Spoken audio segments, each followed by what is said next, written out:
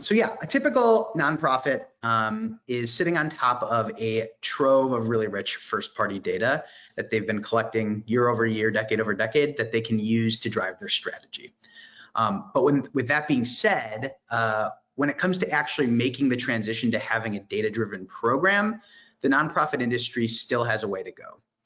A recent survey of more than 1,200 nonprofit professionals confirmed exactly that. Only 34% of respondents reported that their organizations were making data or decisions based on data and evidence. Second, only 33% of respondents identified as being able to personalize messages to specific segments of their audience. And third, only 31% of respondents felt confident in their organization's ability to accurately forecast the results of a fundraising campaign. I joined the Sierra Club as data director in 2017.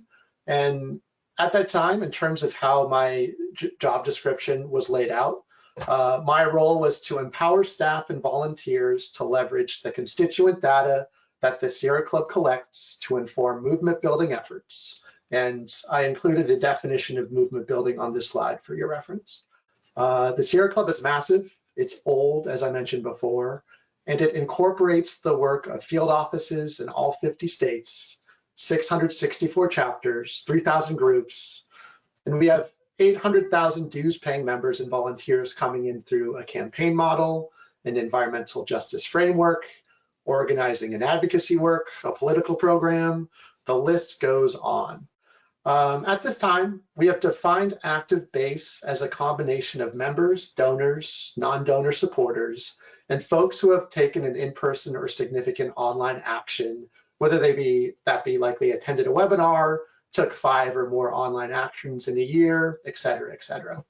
Other data practitioners and I at the Sierra Club, we were tasked to develop and implement a technical definition from this generalized definition of active base. Using Civis platform, I have operationalized a way to pull all of the data described above into a simple count. This active base count is definitely not perfect. We intentionally got something out of the door quickly. That being said, it serves as something to work with. Our technology stack in kind is also pretty big. We have multiple systems that are connected by a series of integrations. I'll note that what I'm showing here has been simplified to focus on systems that intake and process constituent data. So what does your data and analytics talent actually need to reflect in your organization? What's the right build for your particular organization? I want to say up front that there's no right way to do this, because over-investing in data and analytics talent can be as troublesome as under-investing, because you may end up with highly skilled and highly marketable team members whose talents are being underutilized because they're spending all of their time fighting fires or cleaning dirty data instead of advancing the organization's use of data. So it's important to optimize based on a couple of different dimensions. So across these 3 dimensions here, technology, goals and process, and people and culture, they're numbered 1, 2, 3, but they all go together. It's not an order of importance. Each team lead now in the structure has clear goals, a straightforward work plan, and an understanding of what success looks like in their respective role. There are also now clear management structures in place to support new data team staff as well, such as technology tool training and support staff, data engineers, and reporting staff, respectively, once we're ready to scale out and have the budget to hire these new roles. So to sum it up, the Sierra Club is on its journey to become a more data-driven organization. We're developing a common language, and we're ensuring leadership buy-in for this type of work. Our end goal is to develop a one report to rule them all that tells the story of our base and leaders across the entire organization.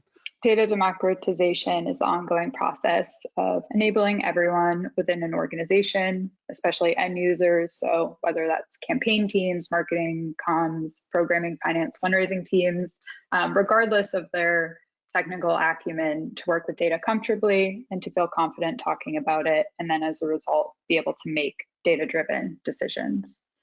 So sounds pretty similar to data literacy, but to think about it this way, if data literacy is about making sure people are able to work with data, data democratization is about empowering them to work with data. Last Thursday, the IT team and I kicked off a conversation with different teams and departments across the Sierra Club to use Tableau, which is a reporting platform, alongside Civis for our reporting and analysis needs. There is a direct integration between Tableau desktop, allowing us to post and share reports onto Civis platform. As opposed to having like one team use their own instance of Tableau online and another team deciding to build their reports using Excel and another team deciding to use a Google solution for reporting. We're hoping to centralize the organization's analytics and reporting infrastructure within Tableau and Civis. Break down a couple silos there. That's the direction we want to go.